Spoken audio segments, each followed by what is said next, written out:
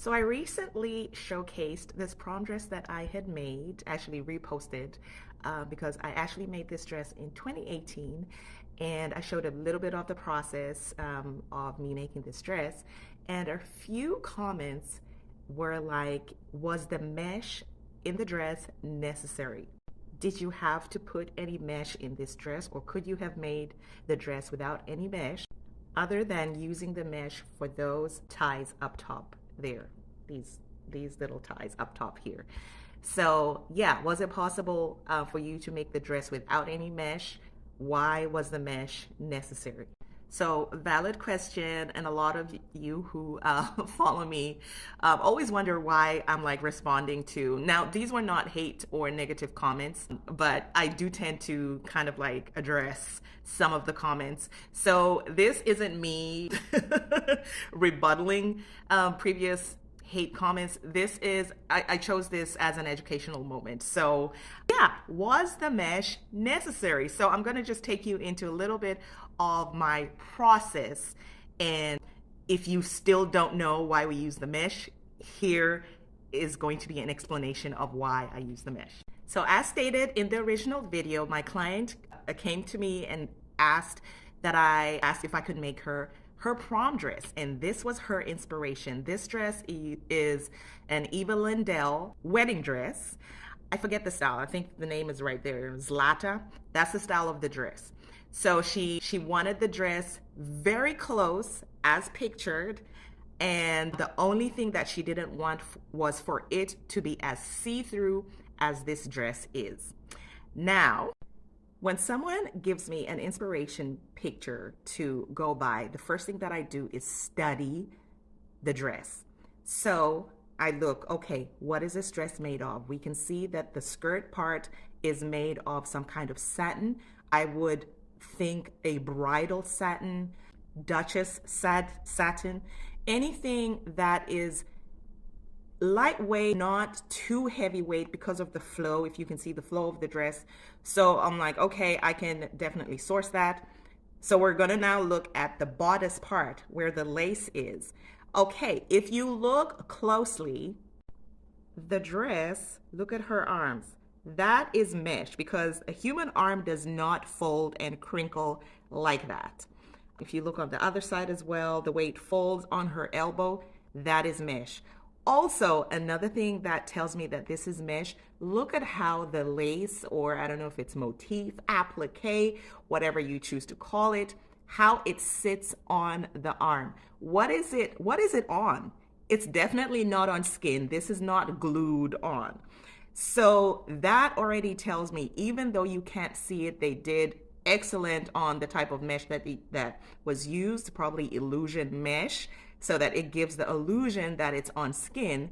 So yeah, that is what they used. Also, the base of the dress, I know my client said she didn't want it looking as see-through, but if you look, it actually isn't see-through, because I can see a nude base or a skin tone base. So in the dress, it is actually covered with some kind of skin tone or nude fabric.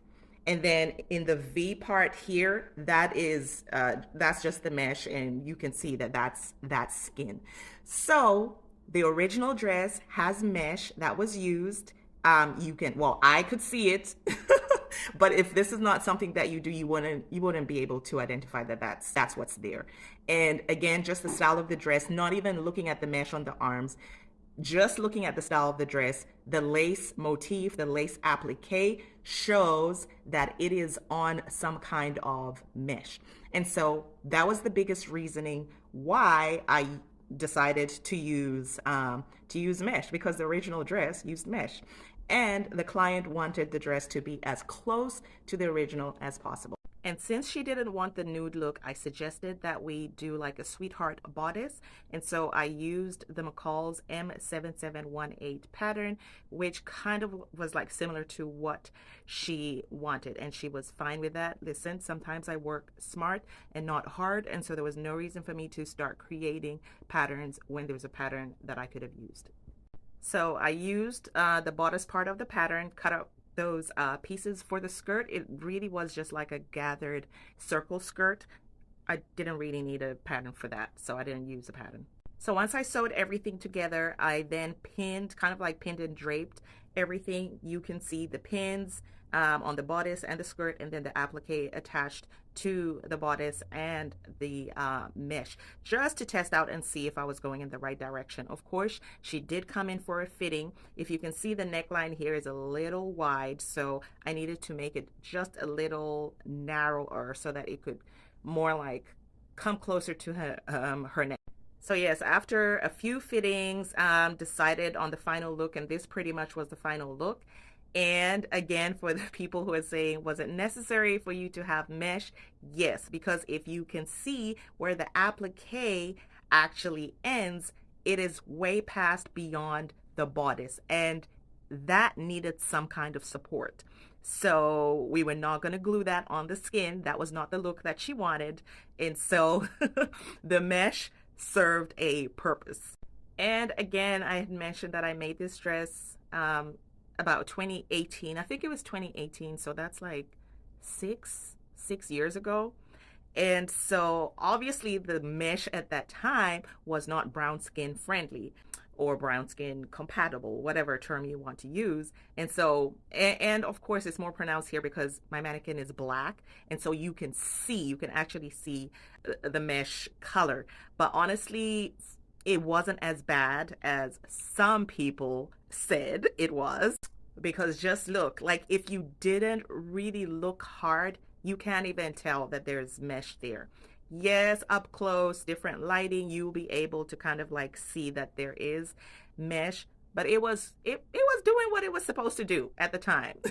For the back, again, for here you can see, just because of the way up there, the way the back is closing, and I could have tucked it in just a little bit more to make it like nice and tight so it could lay flat.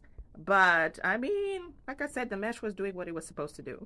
And then of course here you can see the wrinkles, and that's like a telltale giveaway sign that, yeah, that is mesh, because skin does not do that. But yeah, let me know, do you still think I needed to use mesh or not? Let me know in the comments.